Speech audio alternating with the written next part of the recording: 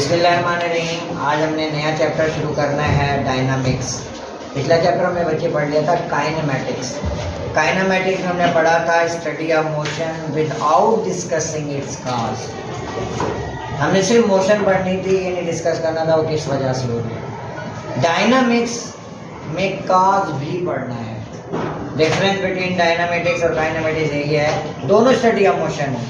उसमें हमने काज को नहीं देखना किस वजह से पैदा हो रही है, यहाँ पर हमने देखना है the branch of mechanics. Mechanics जो है वो बड़ी ब्रांच है फिजिक्स की, जिसमें हम मोशंस को स्टडी करते हैं। हर टाइप की मोशन को स्टडी करेंगे, चाहे वो डायनामिक्स है, चाहे वो काइनेमैटिक्स है, चाहे वो रिलेटिव स्पीड से कोई चीज़ मोशन कर रही है, रॉकेट शॉकेट, हर चीज़ हम मैकेनिक्स से अंदर बढ़ते हैं। एक बड़ी ब्रांच है the branch of mechanics that deals with, या आप यहाँ पे ये भी लिख सकते हैं, in which we study with motion of an object and their causes।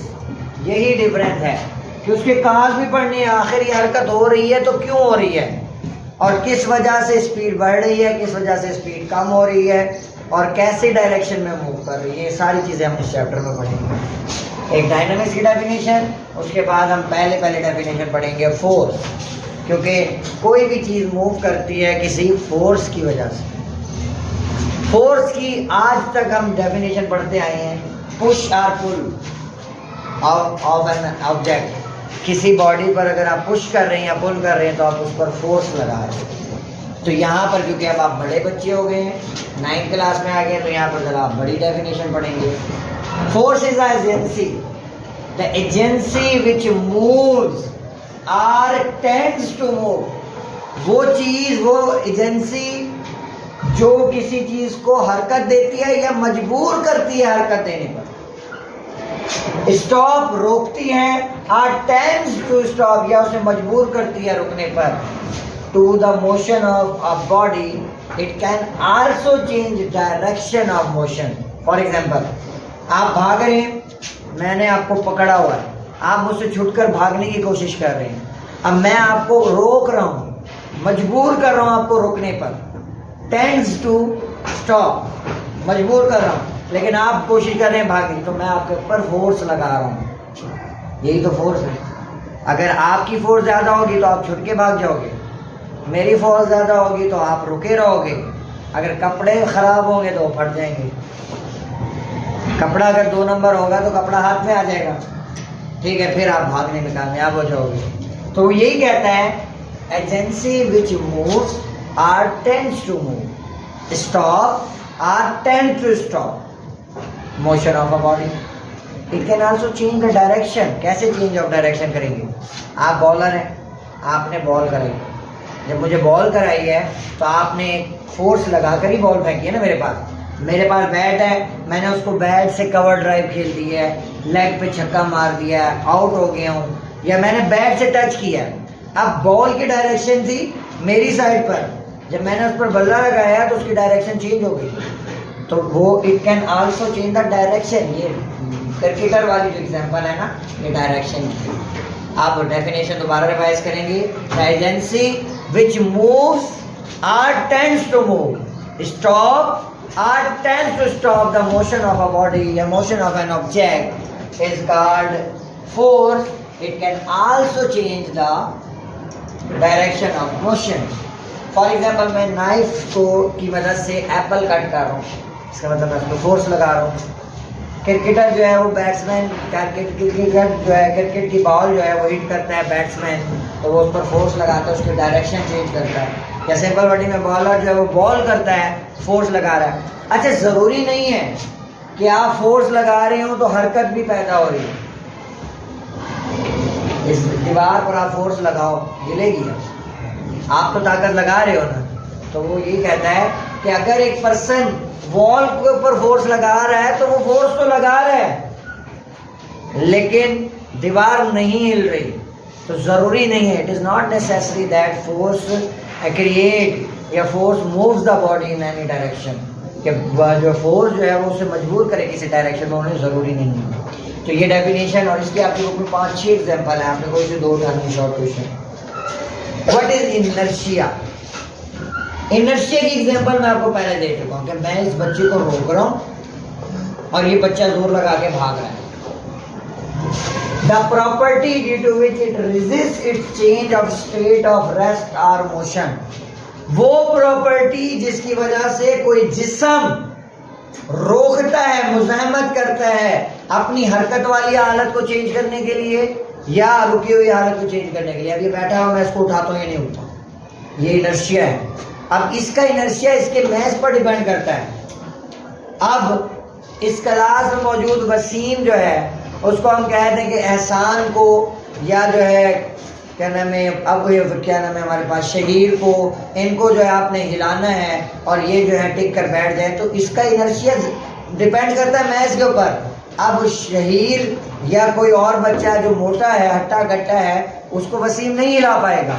क्यों? क्योंकि वसीम का इनर्शिया कम है। अब वसीम जो है ये अपनी कोशिश कर रहा है कि रेजिस्ट कर रहा है कि इसको उठाए, और वो रेजिस्ट कर रहा है कि मैं ना ही। तो ये प्रॉपर्टी है हर ऑब्जेक्ट की अपनी, यानी डिपेंड करती है, आगे मैंने लिख दिया इसलिए, it depend on mass of a body. ये डिपेंड करती है मैस कितना है, वजन कितना है, कितने किलो का ऑब्जेक्ट है। अब मैं अगर कहूँ कि मैं 100 किलो की बोरी उठा के यहाँ से चला जाऊँगा, तो आप कहेंगे सर मजाक उड़ाने लगे, सर जी आप तो 10 किलो उठा ले तो बड़ी बात है, तो 20 किलो उठा लें, चले इतना भी मान लेंगे, 50 किलो वाली क्या बात की है। लेकिन जो हेल्प वर्किंग लोग होते हैं तो मेरे जैसे भी 50-50 किलो भी उठाते हैं और चल भी लेते हैं, ठीक है।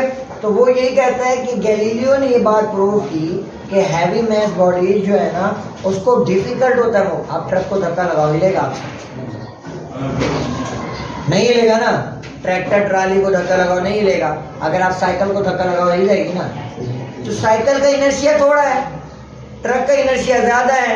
यही गैलीलियो ने प्रूव किया। गैलीलियो ने और क्या प्रूव किया था कि दो बॉडीज अगर ऊपर से फेंकी जाएं तो वो एट द सेम टाइम जमीन पर आकर लग जाएंगी। क्लियर यहाँ तक? तो डेफिनेशन और एग्जांपल कि जो हैवियर ऑब्जेक्ट है उसका इनर्शिया ज़्यादा होगा, जो लोअर क्या नाम है लाइटर ऑब्जेक्ट है उसका इनर्शिया कम होगा। फिर मोमेंटम एक अलग से आता है क्वेश्चन, और इससे न्यूमेरिकल और इससे ऑब्जेक्टिव। इस साल भी आएगी ऑब्जेक्टिव, यूनिट ऑफ मोमेंटम। ये डेफिनेशन आपकी बुक में नहीं है, ये सिंपलेस्ट है इसलिए मैं पहले लिखता हूँ, जो आपको फार्मूला बता देता है। Product of mass and velocity is called momentum. Mass और वेलोसिटी का हासिल ज़रब मोमेंटम कहलाता है। यानी कोई बॉडी उसका कितना मैस है और कितनी स्पीड से चल रही है, इन दोनों को मल्टीप्लाई कर दें तो ये उसका मोमेंटम है। इसकी एग्जांपल दें कि आप छोटे से पत्थर को अगर ऐसे मारेंगे हल्की स्पीड से तो वो ज़्यादा नुकसान नहीं पहुंचाएगा, उसका मोमेंटम कम है। अगर उतनी ही स्पीड से अगर आप बड़ा पत्थर फेंकते हैं तो वो नुकसान पहुंचाएगा या नहीं पहुंचाएगा? ईंट फेंक दो, सर फाड़ देगा ना इंसान का। उसी हाइट से छोटा पत्थर फेंको, उससे बस हल्का सा पेन होगा, यानी जो है उसका मोमेंटम कम है। ठीक है, मोमेंटम डिपेंड करता है। आगे डेफिनेशन लिखी है मैंने। Momentum possessed by a body due to its mass and velocity.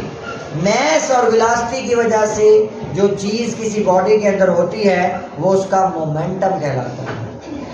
अब इसको शॉर्ट लिखने का तरीका, डेफिनेशन, उसके बाद आ जाओगे। इट इज, ये खाली यही ना लिख देना लाइन लगा के, पूरा लिखना है। It is represented by P, momentum को पी से जाहिर करते हैं। It is a vector quantity. Vector quantity का मतलब ये है कि इसको क्या क्या चीज़ें चाहिए, इसको मैग्नीट्यूड, यूनिट और डायरेक्शन। मैग्नीट्यूड, यूनिट और direction. Formula P is equal to m cross V। P जो है मैस और वेलोसिटी का प्रोडक्ट है, यही तो डेफिनेशन लिखी है मैंने। यूनिट देखें, मैस का यूनिट होता है बच्चे किलोग्राम, और वेलोसिटी का यूनिट होता है मीटर पर सेकेंड। इनको मिला ले तो ये यूनिट बन गया, किलोग्राम मीटर पर सेकेंड। या इसका दूसरा यूनिट है बच्चे न्यूटन सेकेंड, क्योंकि न्यूटन बराबर होता है किलोमीटर पर second, kilogram metre per second square. और जब सेकंड से मल्टीप्लाई करोगे इसको तो एक सेकंड कैंसिल हो जाएगा, वही आ जाएगा किलोग्राम मीटर पर सेकंड। ये इंतहाई इंपॉर्टेंट यूनिट है इसका। इस दफा सवाल उसमें भी आया हुआ ऑब्जेक्टिव में। इसके दो यूनिट है तो सेम ही यूनिट, लेकिन इसको न्यूटन सेकंड भी लिखा जा सकता है। अब देखें, मोमेंटम की एग्जांपल अभी मैंने दी है।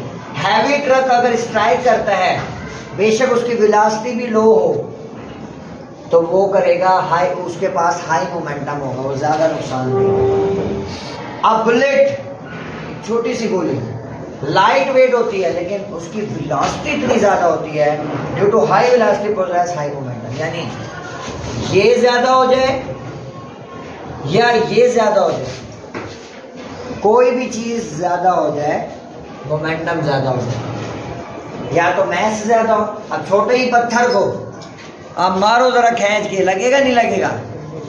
सेम काम करेगा जो ईंट ने किया हल्की स्पीड पे।